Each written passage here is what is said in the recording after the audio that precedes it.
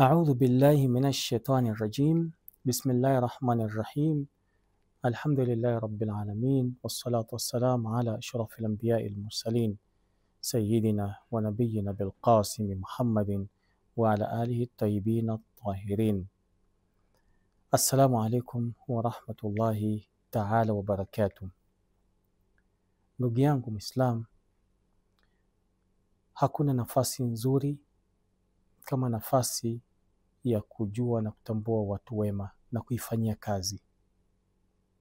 Hakuna nafasi tawfik nzuri kama tawfik ya kujua watu ambao kwamba wako karibu na Mwenyezi Mungu Subhanahu wa Ta'ala na kushikamana nao. Ndugu yangu Muislam, hakuna tawfik nzuri kama tawfik ya kuweza kuelezewa jambo na kulifata. Katika siku hizi ambayo kwamba ni siku ya Bibi Fatima Zahra, bado tunataka leo tuongee kuhusiana na swala ndogo, hadithi ndogo, lakini ni jambo kubwa sana katika hadithi ya Bibi Fatima Zahra.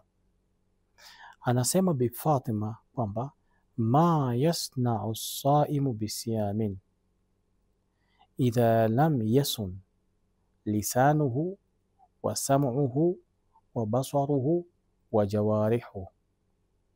Yani ma yasna'u as-sa'im, nini ambacho kwamba anachokuwa ni mwenye kutenda yule ambaye kwamba anayefunga. Hapa Bibi Fatima Zahra anaongea kuhusiana na kufunga.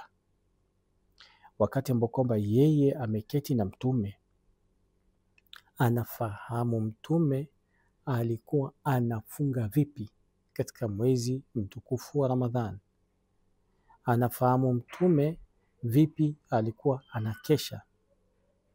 Anafahamu maneno ya Mtume vipi alikuwa au yapi ambayo kwamba alikuwa anayasema wakati alikuwa amefunga.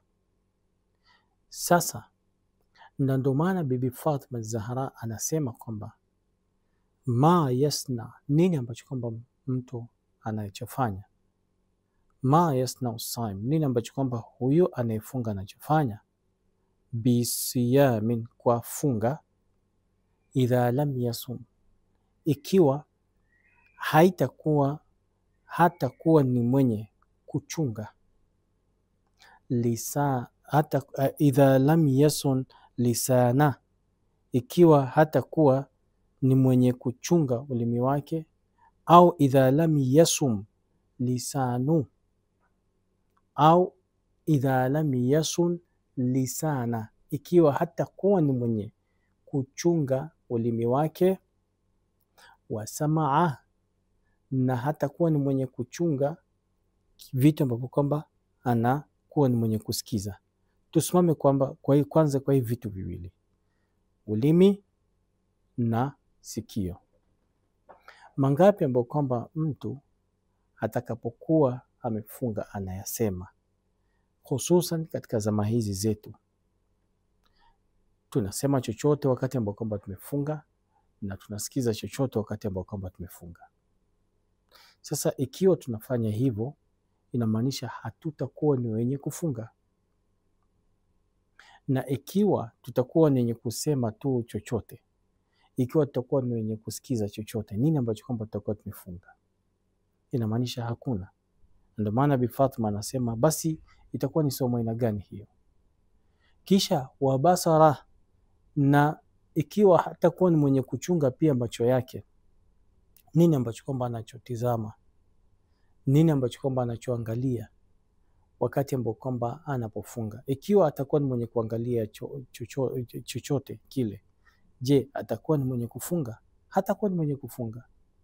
Alafu nyingine anasema wajawariha, ikiwa pia hatakuwa ni mwenye kuchunga viungo vyake vya mwili, je, atakuwa anafunga? Hatakuwa anafunga. Hasa ndio maana Bi Fatima Zahra alipokuwa anasema hivi, alikuwa anajua kufunga kwa Mtume sallallahu alaihi wa alihi wasallam, na yeye amesoma kwa Mtume miaka yake yote tangu akuwe binti mdogo mpaka Mtume sallallahu alaihi wa alihi wasallam anaaga dunia, ameishi na baba yake. Kwa hivyo mengi tunayagundua, mengi tunayajua ambayo kwamba tulikuwa hatuyajui kupitia Bi Fatima Zahra alaiha afdalus salatu wassalam. Tuombeni Mwenyezi Mungu Subhanahu wa Ta'ala atujalie min alladhina yastami'una alqawla fayattabi'una ahsana. Wassalamu alaikum wa rahmatullahi ta'ala wa barakatuh.